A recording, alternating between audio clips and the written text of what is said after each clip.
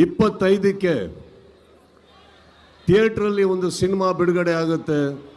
ಆದರೆ ಹೊರಗಡೆ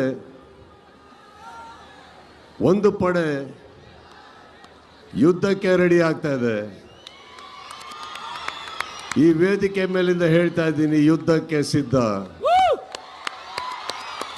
ಯಾಕಂದ್ರೆ ನಾವು ನಮ್ಮ ಮಾತಿಗೆ ಬದ್ಧ.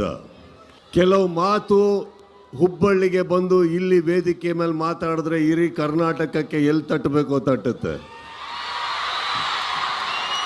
ಹೇಗೆ ತಟ್ಟಬೇಕೋ ತಟ್ಟುತ್ತೆ, ಯಾವ ಭರ್ಜರಿಯಲ್ಲಿ ತಟ್ಟಬೇಕೋ ತಟ್ಟುತ್ತೆ ಅನ್ನೋ ಒಂದು ಕಾರಣಕ್ಕೆ ಕೆಲವೊಮ್ಮೆ ನನಗೆ ಅನಿಸುತ್ತೆ ಸೈಲೆಂಟ್ ಆಗಿರೋದು ಒಳ್ಳೇದೋ ಕೆಟ್ಟದೋ ಗೊತ್ತಿಲ್ಲ. ಆದರೆ ನಿಮಗಳಿಗೋಸ್ಕರ, ನನ್ನ ಸ್ನೇಹಿತರು ನೀವೆಲ್ಲ ಚೆನ್ನಾಗಿರಬೇಕು ಅನ್ನೋ ಒಂದೇ ಒಂದು ಕಾರಣಕ್ಕೋಸ್ಕರ ನಾವೆಲ್ಲರೂ ಒಳ್ಳೆಯ ಹೆಸರು